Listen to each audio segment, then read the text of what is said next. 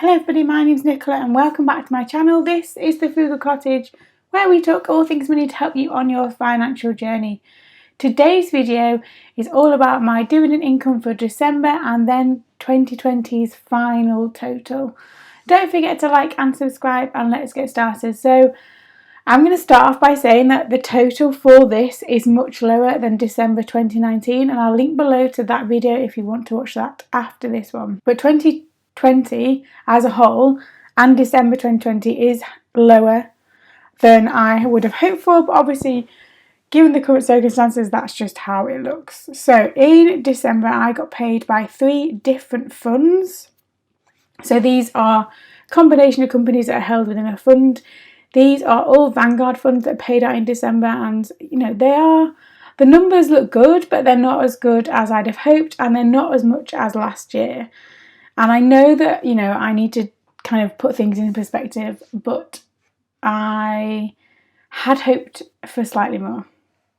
But here we go anyway. So the first one that paid out in December was the Vanguard FTSE UK All Share Index. So these are all the companies in the FTSE Index in the UK, and this paid out and this is my biggest one, it's my biggest payment of any of my holdings, £184.17.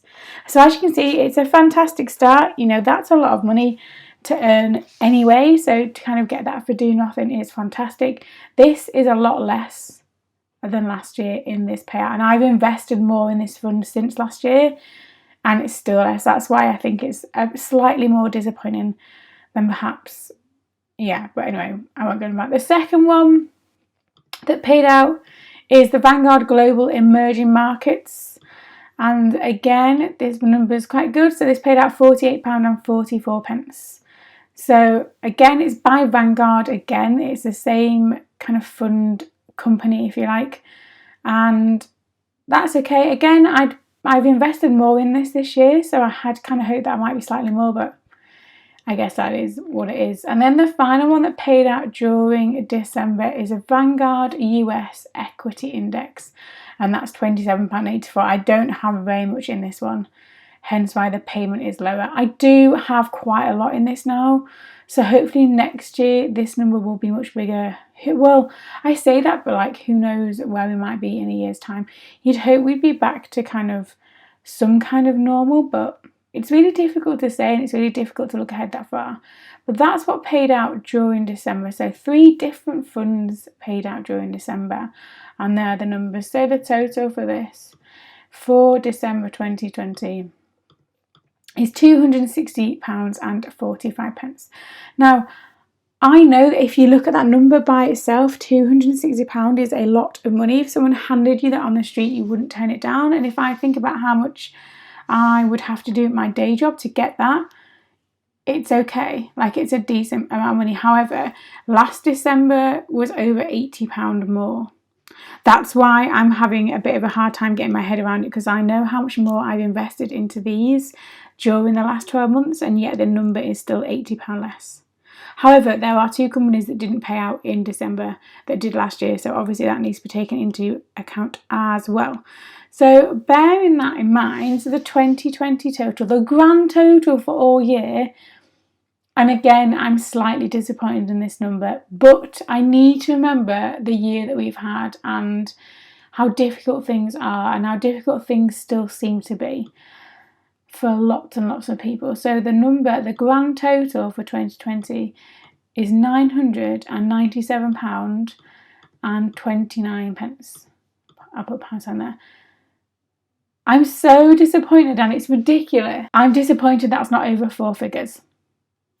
And I'm so close to creeping over that 4-figure mark, which I know is ridiculous, but again, last year I had over £1,100 in dividend income received, and actually, at one point I didn't think I'd get anywhere near this number, but a teeny tiny part of me is like, oh, it's so close to tipping over to the 4 figures mark. Why hasn't it done that? Again, I know I need to keep reminding myself that it's a long term. I'm a dividend investor for the long term.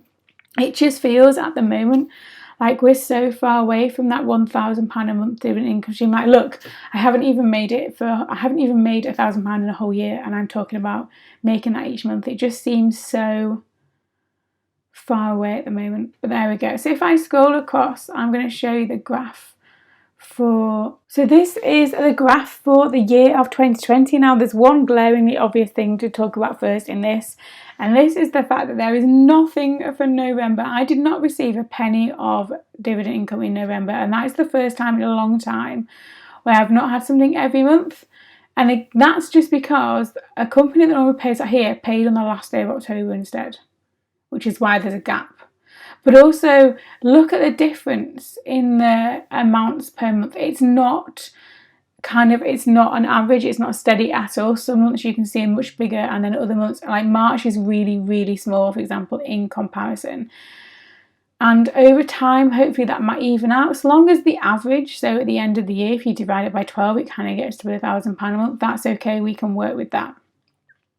But at the moment, the differences are so stark. And yeah, there's 1 month where we didn't get anything, which is not ideal.